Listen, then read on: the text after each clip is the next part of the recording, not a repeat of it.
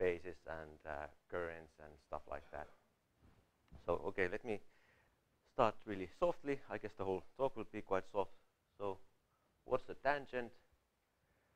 We denote by tan x and x naught the space of all tangents of a metric space X, and this consists of all the points to which we can Hausdorff converge, pointed Hausdorff converge when we dilate the distance with some sequence of lambda I, which goes to, well, 0, so we divide the distance by lambda I.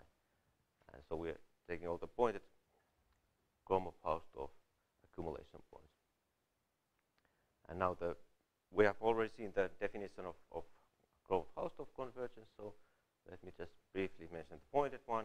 So we take pointed metric spaces, x naught in x, a point, and y naught in y, and say that the distance between these two metric spaces, pointed metric spaces, is the infimum over all epsilon, so that we can put 1 over epsilon radius ball of center x naught into an epsilon neighborhood of the other one in the common embedding, for example, and vice versa.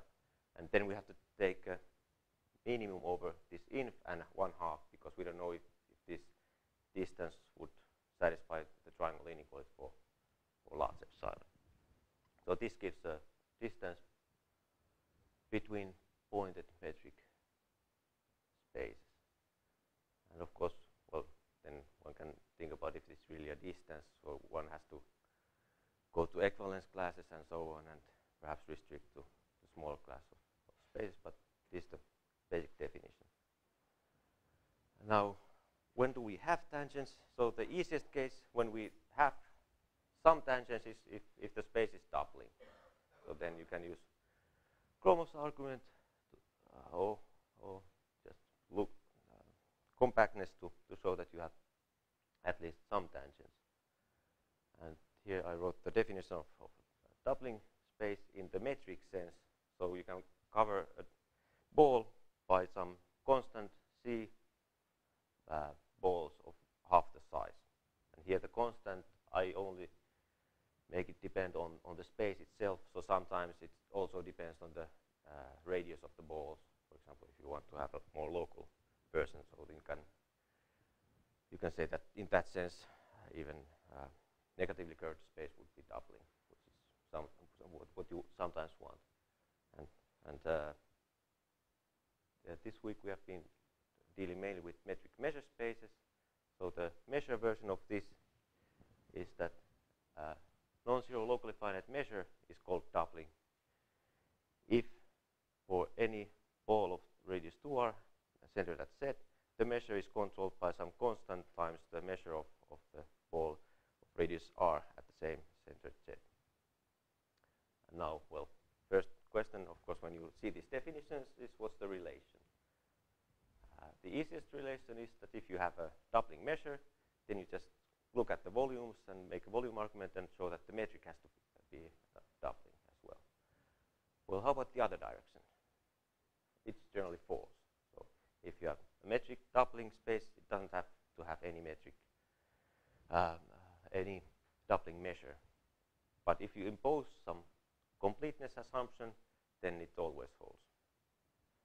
And this, how to see, the easiest way to see it that you can have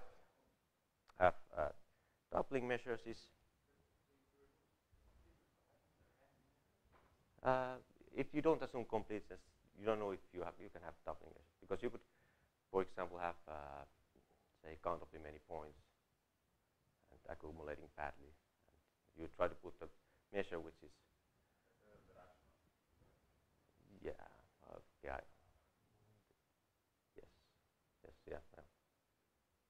I guess, because then you would have at some point you would have large mass necessarily at a single point, and then this cannot be really each of these single points cannot be nice if you want to have locally finite mass. So, but if you assume completeness, then you can always construct a doubling measure on a doubling metric space.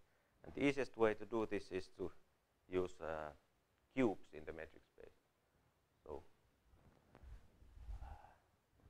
given any metric space, you can construct sort of cubes which are just Borel sets that contain, say, ball of radius r and are contained in, I don't know, 3 times the radius, the same radius ball, and then they are nested. So, I mean, the usual cubes would in Rn would be the direct cubes, for example. And now, how to construct a measure using these cubes, which you can always make, is that you take, say, some cube and go a couple of steps down, and then start to just divide mass inside a grid of cubes, so that what essentially matters is what you put on the boundary. So you put something, some weights on the boundary and something in the middle. And you can always make sense of the boundary even in arbitrary metric space. And then you put inside to the cubes you put some other weight, so that the sum of these weights is 1. And now, the only thing you have to worry about that neighboring cubes have comparable size, and then this measure will be doubling. But now, even in this case, you notice that there are really many ways of constructing such a doubling measure. So, for example, it can have arbitrarily small Hausdorff dimension or even packing dimension. So here, if you put on the boundary some really small amount of mass, and say, and you will take only a small portion. So let's take only 1 cube inside, where you put huge mass, and elsewhere you put something. Perhaps I should use 3 different weights here. So in 1 cube you put huge mass, and everywhere else just a small amount of mass. As then at the end you will get arbitrarily small dimension. But now, of course, the doubling constant will go up as you. At the end, okay. So we just repeat this construction. So yeah, sorry. So, yeah, here I take this next cube, and of course this in a metric space you don't really know if for example you have 8 times 8 cubes, but you have some number of cubes, and now the metric doubling controls how many sub cubes you have, so that you can make this process work. I mean, you can make these cubes in any metric space, but then of course you don't have any control if you have countably many children cubes inside a cube even. Okay, of course you have to make some axioms probably to make the construction. Well, you can define it as looking at the sets, the dimensions of the sets to which the measure gives. Is it 0 or positive mass? And then take inf or sup. I always mix this up. Yeah. I mean, you look at the sets to which the dimensions of the sets to which this measure gives either 0 or positive measure, and then take the inf or sup. And then the other definition is that you look at the local dimensions, and then define the dimension using these. So essentially, you are looking at what's the exponent of the measure when you're looking at the ball of size r. So it's some alpha, and then you are looking lim in for lim sup, depending if you're looking at the Hausdorff dimension or the packing dimension, and so on. But well, I'm so bad at remembering things, so I don't remember the difference. Okay. So now comes one branching to this talk. So now we know that there exist many doubling measures on a doubling metric space, but in many types of analysis, you don't really. It doesn't matter which measure you put, you get the same result. So often it makes sense to consider all the doubling measures at the same time in a doubling metric space. And in this context, a set is called thin if it has 0 measure for every doubling measure on the space, and it's called fat if it has positive measure for every doubling measure. And this makes sense, for example, if you are dealing with porosity arguments. So, for example, if you take a porous set, it will always be thin because, I mean, usual argument goes through just for any doubling measure. And also if you are considering metric spaces up to some reparameterization of the space by quasi-symmetric maps or something like that, then it makes sense to consider thin or thick sets. And few examples, so perhaps counterintuitive examples of not thin, non-thin sets. So Garnett, Kilip, and Schul constructed a rectifiable curve in Rn. So it's a curve with finite length, going in many directions, of course, which is not thin, meaning that there exists a doubling measure which gives a positive measure to this rectifiable curve. And if you don't like a curve going wildly in many directions, you can also construct a continuous function from R to R whose graph is not thin. So there exists a continuous function whose graph has positive measure with some doubling measure. And this is what I recently did with Tuomo Ojala.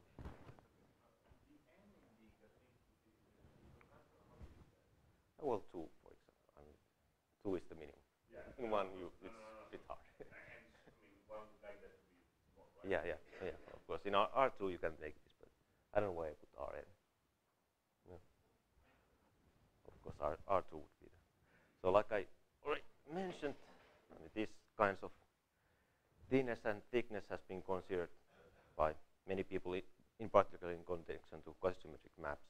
So, from the book of Heinonen, you can read about this, and then mainly in one dimension, Staples and Ward, Wu, Buckley, Hansen, McManus, and then in metric spaces, I considered something with Ojala and Suomala years ago.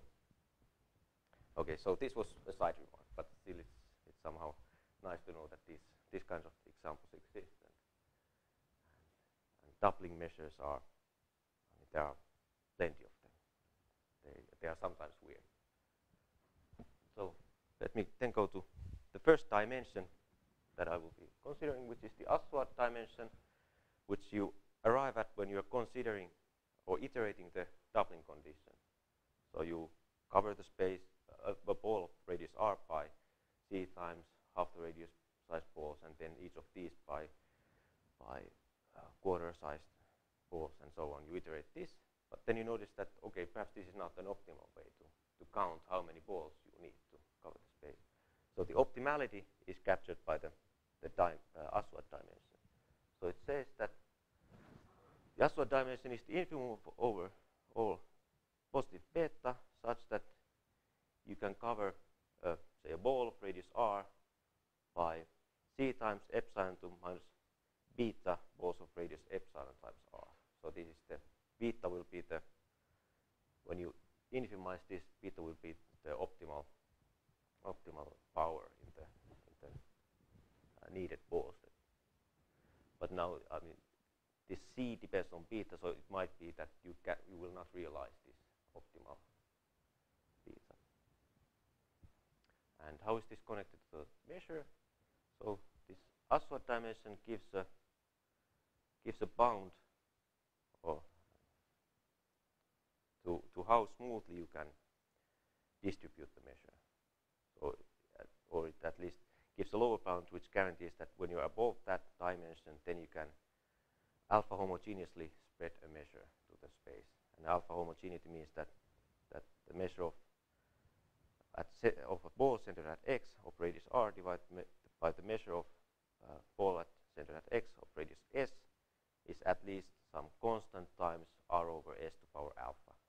So of course, this, when you increase alpha, this becomes easier and easier to fulfill. So when you want to spread as evenly as possible, you want to take a small alpha as you wish. And now, what Wolberg and Koniakinen, Lukkanen and Saxman, when they were constructing doubling measures on complete doubling metric spaces, they were actually constructing smooth, in this sense, measures. So they were really trying to spread the measure really even. And these are the standard references what people are using when they are referring to existence of doubling measures on doubling metric space.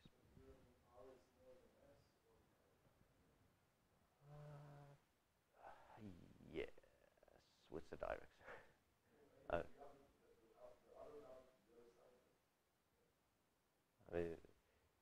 seems that like there should be an inequality between the R and S disputing.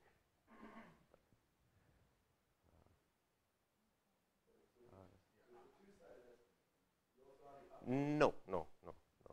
That's okay. That was no. This is no. You can. I mean, somehow this doubling metric space they can have parts of different dimensions. So it's, I don't think it's reasonable to hope to. I mean, if you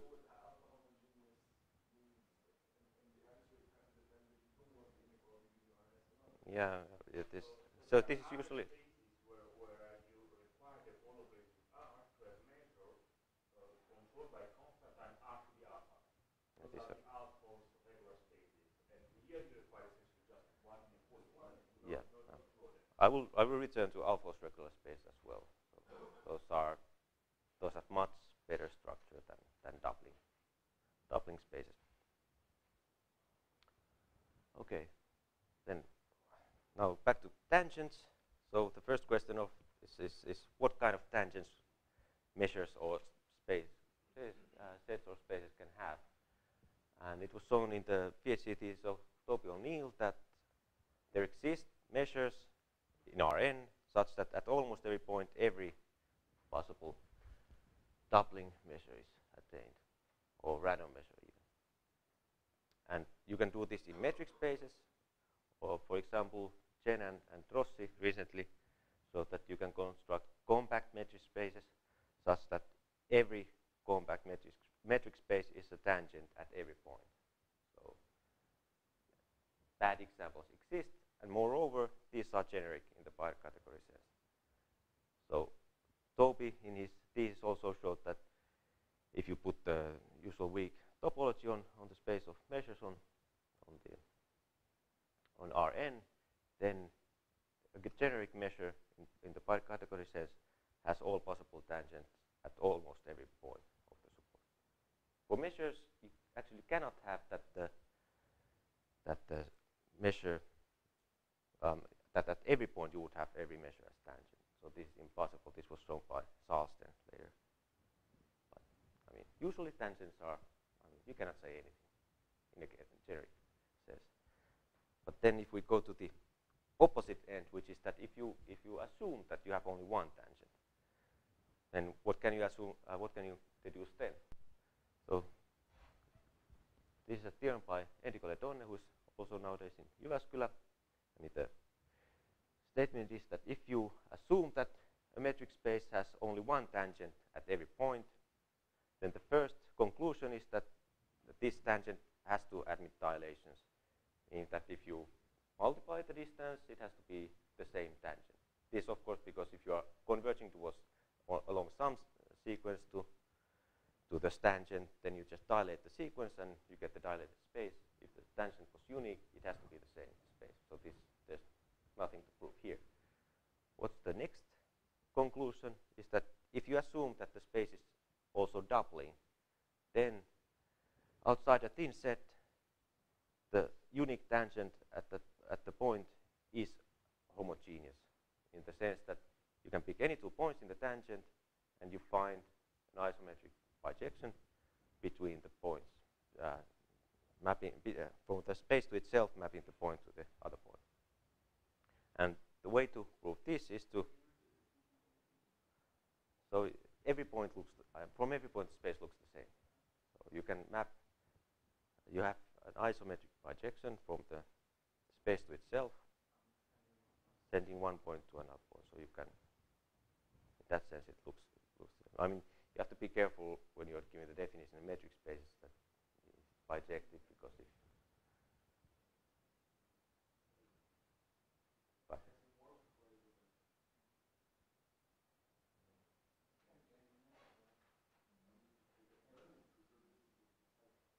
no, it preserves precisely. No, you haven't. Any? Okay, let me write it. So,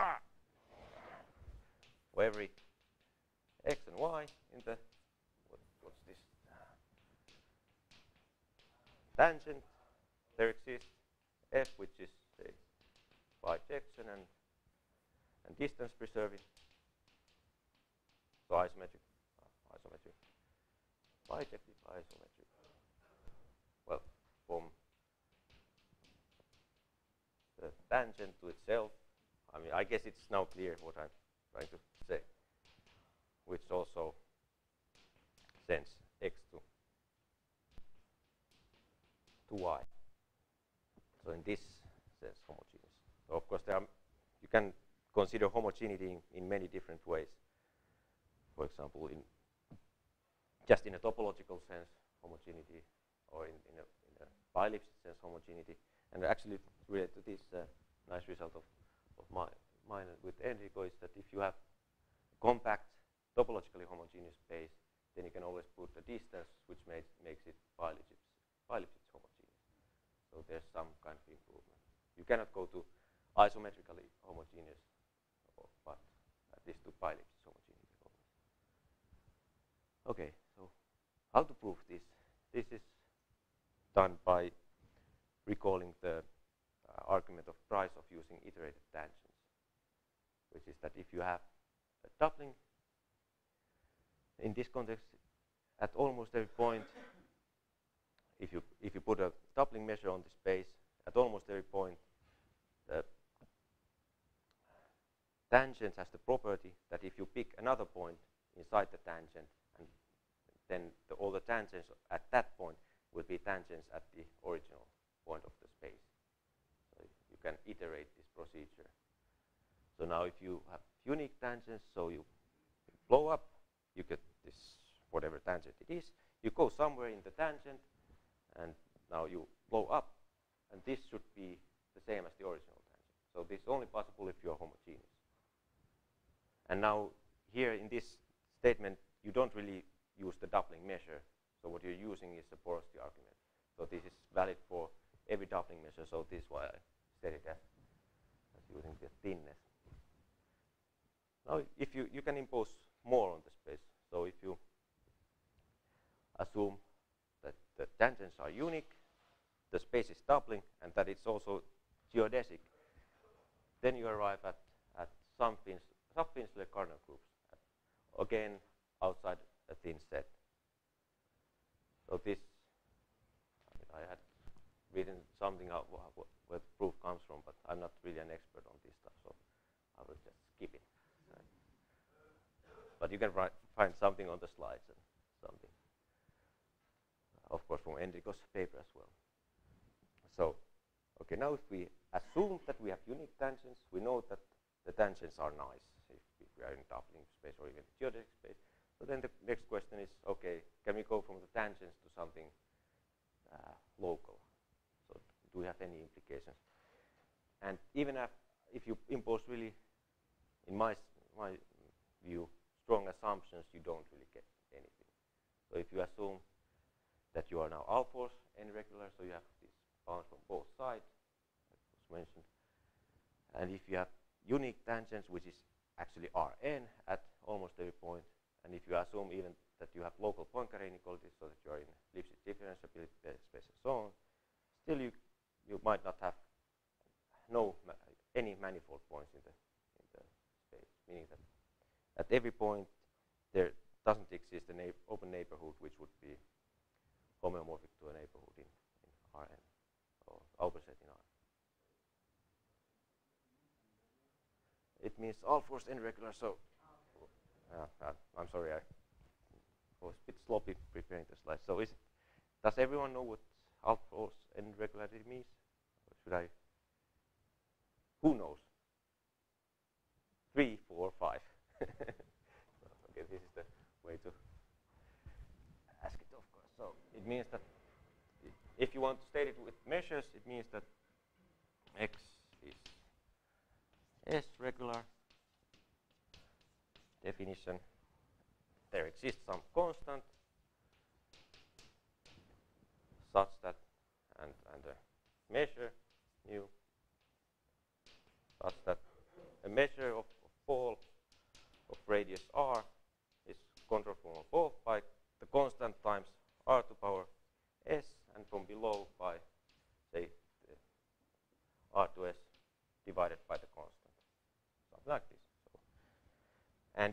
some measure, and then you can select the measure to be the Hausdorff measure, and it will be equivalent with the measure you had in this definition. So these are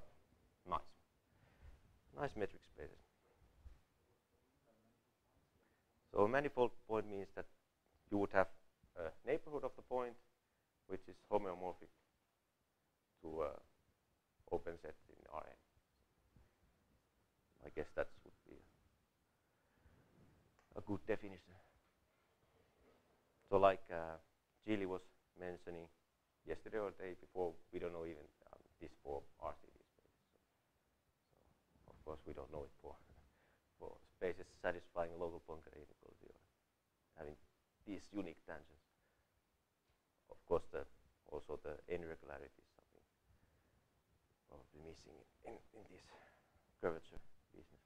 RCD spaces can have almost every point which are not manifold points? It's open. We don't know.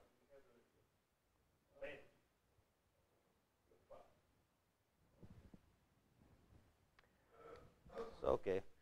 So with these assumptions, we don't get anywhere. So let's assume something more. And let's assume that we are approaching to the tangents uniformly, in the sense, at least locally, in the sense that you, in some subset K of the metric space X, the distance as I defined earlier, the distance of a dilated space by X d over lambda at point Z goes to the set of tangents at that point uniformly as lambda goes to 0, uniformly in this subset K. So this somehow rules out, I don't know, boundary points or stuff like that, possibly. Because if you would have, say, if you take a piece of real line, then of course at the end you are converging uniformly because you are essentially there. But if you go nearby the end point, at the end you should have, say, infinite line segment, but you are not converging uniformly. So with this assumption, well, first example, if you assume that the unique tangent, if you have a unique tangent space which is Rn, then you arrive at Reichenberg vanishing flat spaces, and these spaces are known to have nice parameterizations. So you get something nice, at least in some cases. But if you replace this Rn actually with some other sub-Finsler-Karnow group, it's not really clear if you can get any kind of parameterization in this uniformly converging case. Okay, so theorem. So if you have a single tangent at every point, and if the convergence is at least locally uniform, then the dimension passes to the limit, in the sense that the dimension of the space, locally for example, is the supremum over the dimensions of the tangents. And well, this holds, for example, with the Aswad dimension and with the Nagata dimension. Of course, you cannot expect this to probably to hold with Hausdorff dimension, for example, because Hausdorff dimension is not really nice when you're going to limits, because it's designed to be well, stable, undertaking countable unions, so you can have dense set of points doing something bad, converging to a line, for example.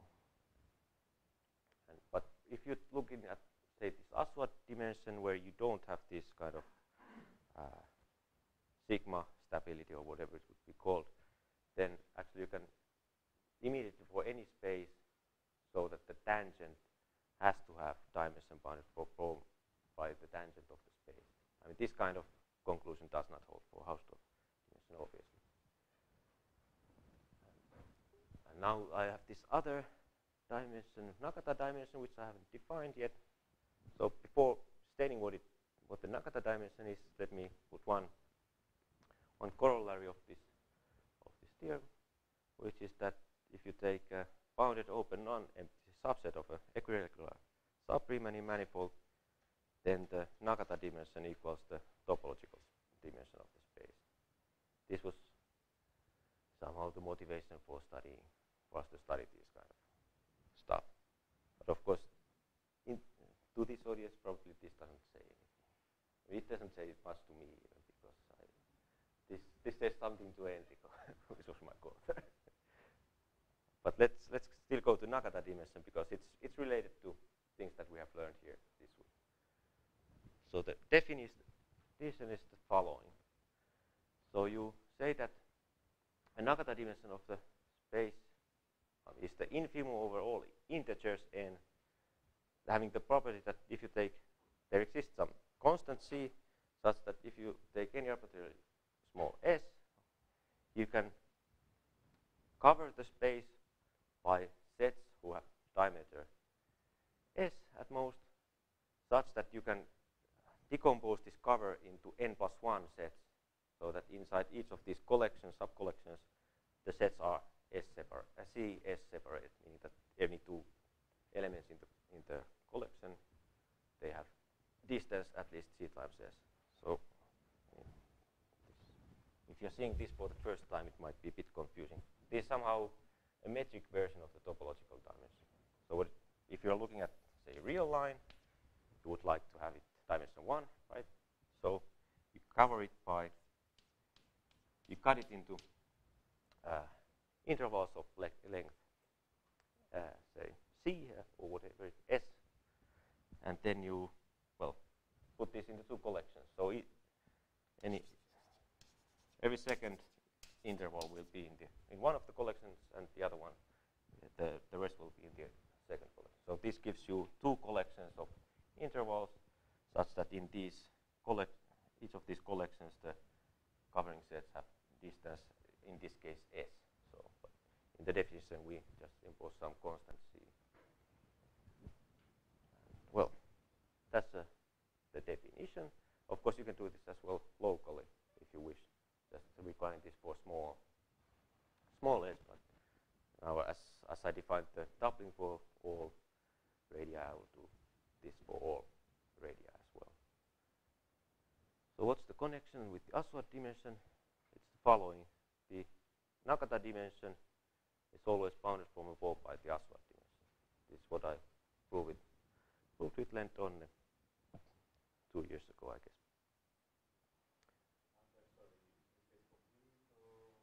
No. Metric space. I mean, somehow this type of definitions, they don't see completeness. I mean, you take close enough points somehow to accumulation points. And okay, you might ask, what's the, so okay, first of all, the Hausdorff dimension is obviously bounded from above by the Hausdorff dimension, and all these dimensions are bounded from below by the topological dimension. Now you might ask, what's the connection with the Nagata dimension, with the Hausdorff dimension? And well, there's none, because again, Hausdorff dimension is you can make countable unions, and for this reason, it cannot be compatible somehow with the Nagata dimension intuitively. But you can figure out the examples by yourself if you wish. And where have this been used? The Nagata dimension, it's related to extendability of Lipschitz functions in metric spaces. So this was studied by Lang and Schlichenmeyer some years ago. And it's also related to what we have been seeing of metric currents. So it gives an upper bound on the dimension of the metric current that the space can support. Of course, you can have, well, the trivial metric current perhaps, but still. This was shown by just, I guess, in his thesis. So this is at least somewhat related to what you have seen already. Now let me then branch to completely other stuff, which is now geodesic spaces. So when can we expect to have geodesics or lots of geodesics in the tangents? So I put here the definition of geodesic space, but of course we have already seen it, and we know perhaps it's worth mention that the Gromov-Hausdorff limit of a geodesic space is obviously not necessarily a geodesic space, but it will always be a length space. So meaning that you can realize the distance by taking the infimum over lengths of curves. But then again, if you assume some compactness assumption, then you can pass to the limit and you get the limit geodesic. So one always has to be a bit careful with if you're not assuming anything more on the space. Okay, so a trivial observation is that if you take a geodesic and blow it up, it will be a geodesic. Possibly, if you're at the end point, it might be a half infinite geodesic. I mean, it will be an infinitely long geodesic at the end. So what's perhaps not that obvious is that the same holds for biLipschitz maps. So if you have a biLipschitz curve from some subset of R going into metric space, then at almost every point of the domain of the curve, you will see a geodesic at the end. So this is what's a biLipschitz curve, or why it is.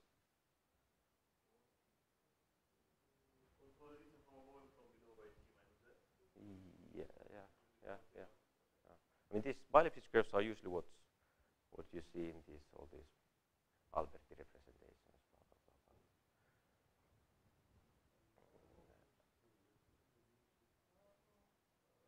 Of course, if you just take a Lipschitz curve, this is false, clearly. I mean, if you map line segment to a point, well, it will not give you a geodesic.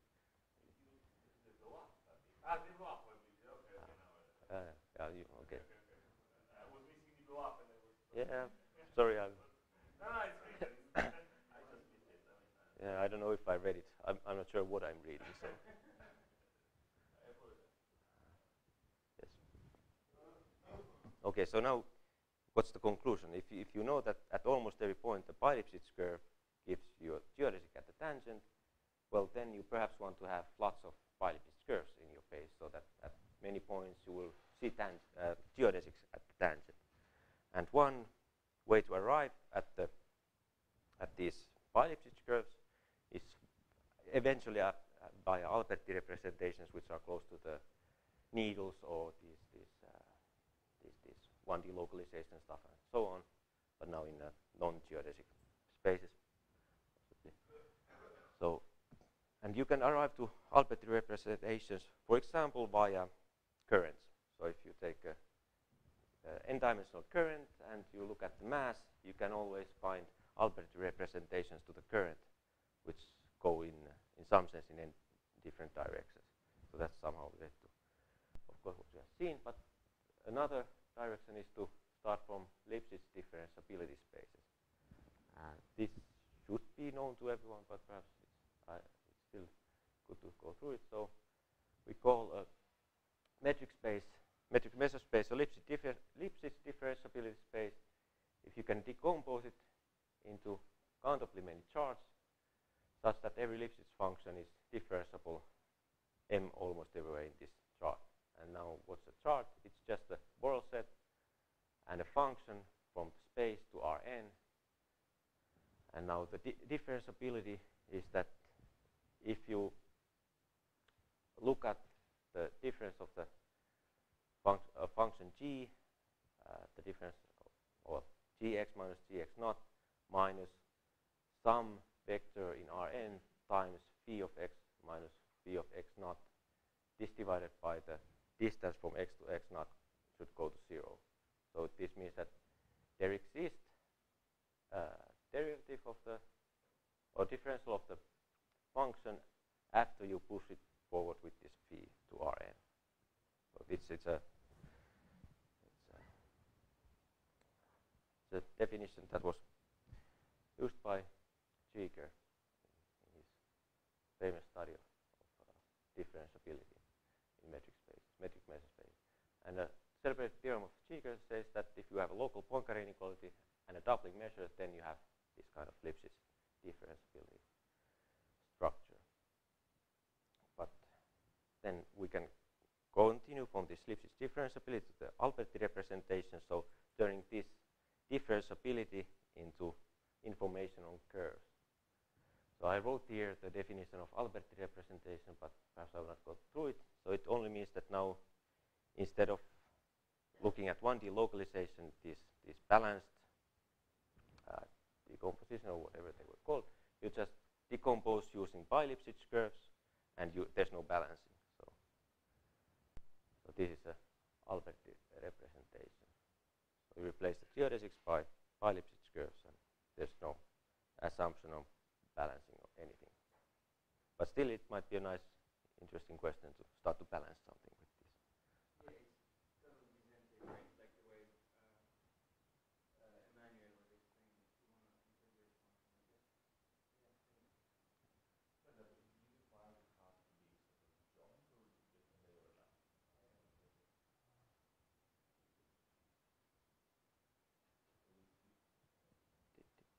I would not take an overlap. I mean, this.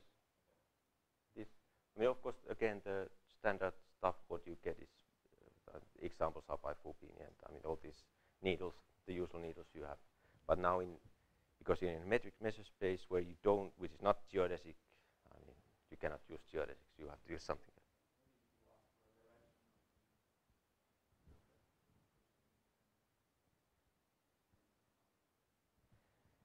Yeah. And now there's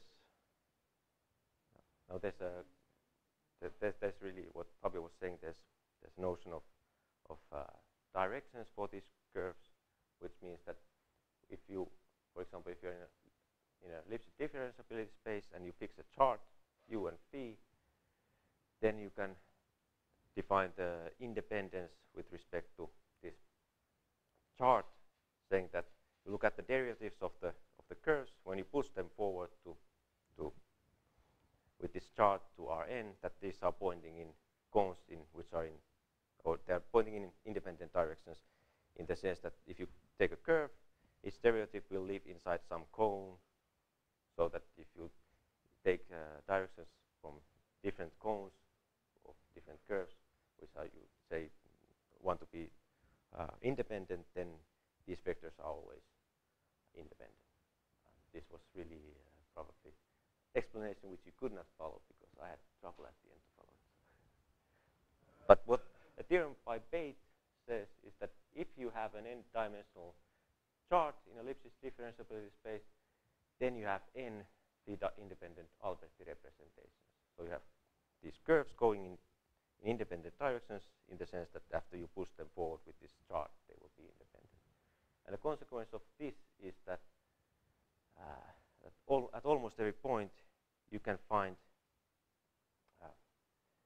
these biLipschitz curves who are differentiable, in the sense that when you push them forward with the phi to Rn, and they are pointing in different directions at that point. So, and what this means is that if you blow up at this point, which was a point of differentiability, and these, we know that these are pointing in different directions, then at the tangent you will have disjoint line segments going in independent directions. And this now works in any Lipschitz differentiability space. And I guess it, I mean, I haven't really checked Schioppa's work, but since he has proven that if you have an n-dimensional current, then you have Alberti representations which are independent in some sense. Then for the mass measure, then if you blow this up, you should have something nice as well for metric currents. So let me now branch again to something. So now if we assume the existence of a Lipschitz differentiability of a structure, so assume that we have a Lipschitz differentiability space, and which is also all force n regular. And here the regularity now we assume to be the same as the dimension of a chart in this Lipschitz difference. So we really have a top-dimensional chart.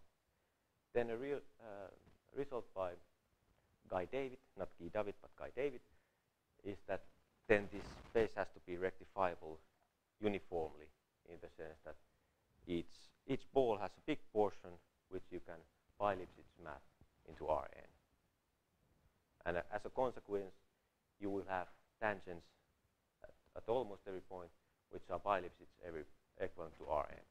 So of course, possibly you could be in a Finsler setting, so you cannot really get Rn, but at least biLipschitz equivalent. But still, I mean, this is for tangents. So still you cannot get really local information. So you can have all-force n regular Lipschitz differentiability spaces with top-dimensional charts, which again don't have manifold points. So still you don't get anywhere really well beyond the tangents with this kind of approach. Okay, so now perhaps just a few comments on the top dimensionality. So if you remove the top dimensionality of the chart, so you are in a all-force regular space of dimension n, and you take a Lipschitz chart of dimension m, where m is less than n, then wild things can happen.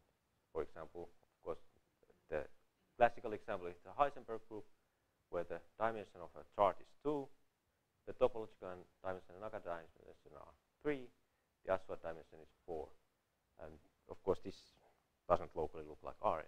It's the Heisenberg group locally, nothing more. And perhaps even more, well, another way of constructing an example is to look at somehow fractal type of spaces. So space due to log, so an all-force S regular space where S is not an integer can be a Lipschitz differentiability space.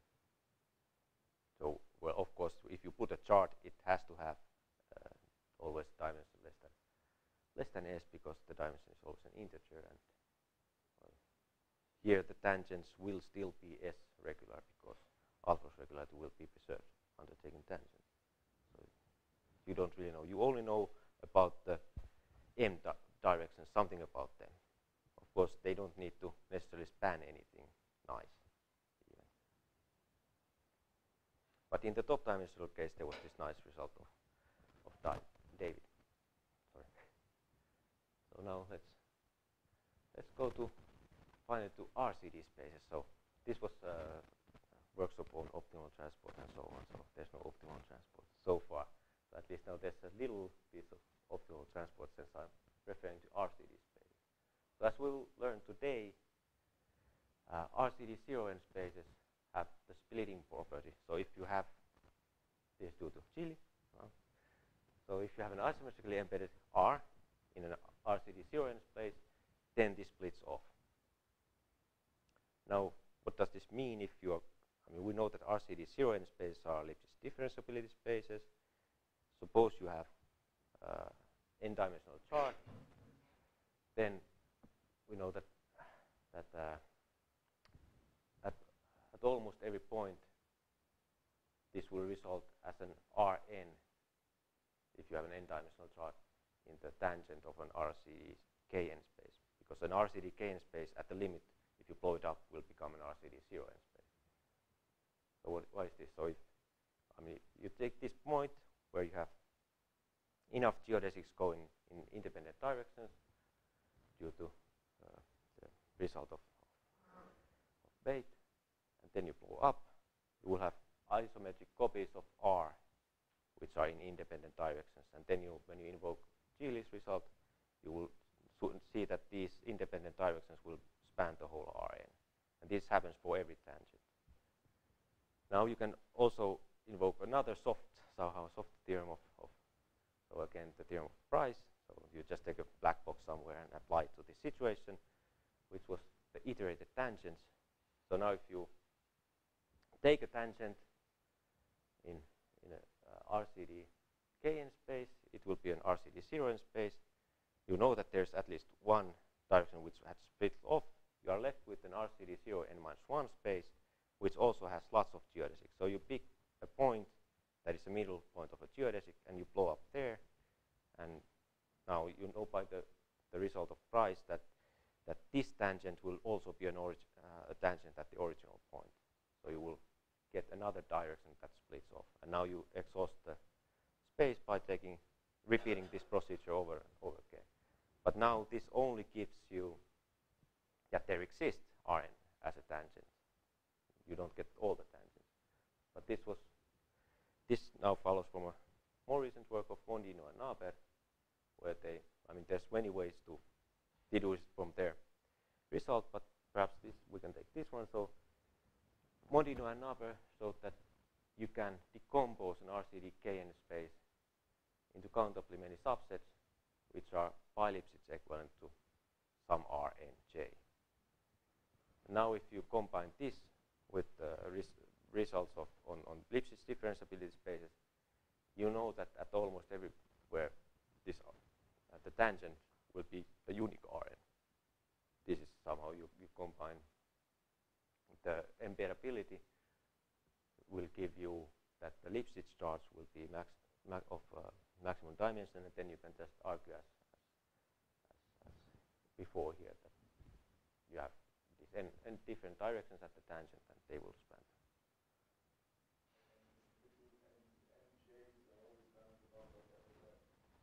Yes, and this little nj, yes, but it doesn't matter. This for the argument to get Rn, it doesn't matter, because this could be arbitrarily large, and still the conclusion would be the same. And of course, this at the tangent level, the n would be bounded from above by n just by volume argument or this, whatever you wish to use. I guess I still have 5 minutes. This was one point where I could stop, but I can still branch more in this talk. So let's still continue. So you can also wonder if we relax the RCD definition to something weaker. So let's take the measure contraction property, which is the CD Kn property, except that you are transporting from an absolutely continuous measure to a direct mass. You are testing only these. I wrote a definition for MCP0n here for you to see. But in this case, it turns out that they can be quite bad examples, but not really. I haven't found really bad examples, as bad as I would like to have. But at least there are some bad examples. So this example I did with Christian. So you can satisfy an MCP condition on a space which has an infinite line segment and then a half-infinite line segment, let's say, which then starts at is attached with the cone starting from the vertex. So here it's just in a plane, it's a triangle, whatever you want to put. And now the measure will be such that the projection to the x1 axis will be the Lebesgue measure. So it will become less and less dense when you go to this cone. And this will satisfy the measure contraction property. This was checked by myself and Ketterer some time ago. And this also satisfies the local Poincare inequality. I mean, in general, you don't know if the measure contraction property implies local Poincare. But at least in this example, you have local Poincare inequality. So this is differentiability space. But now this space has a 2-dimensional part and 1-dimensional part. So at least in MCP, what you would like to hope to have for RCD is that the tangent was the same dimension at every point. But at least for MCP, this does not hold. And here the dimension is really whatever dimension you want to. Topological Hausdorff, Nagata dimension of the Lipschitz differentiability charts. There are parts of different dimension and of positive measure. But still, I mean, this is not a bad example because at almost every point the tangent is unique. So I would like to have an MCP space such that almost everywhere or even everywhere the tangent, there are many tangents, and of course I would like to have an example where you don't have manifold points. That would be nice as well. But at least this is some example in some direction. I guess I still have 3 minutes, so I can even branch more. So let's consider, I mean, we have this, as we saw, if we take a metric space, it can have many a doubling metric space, it can have many doubling measures on it. So a natural question is to ask, okay, you take some property, you assume something for the measure, and then ask how unique is this measure if you impose some property. So for doubling measures, for example, we can ask if we take a property for the measure on a space, are all the measures with this property absolutely continuous with respect to each other?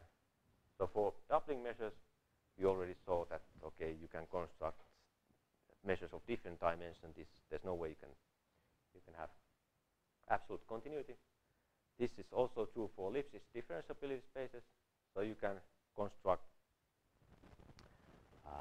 spaces that have measures, say a continuum of different measures for which you have a Lipschitz differentiability structure. This was done by Skoppa in a really short paper, which nevertheless I haven't read yet. Then you can consider MCP spaces.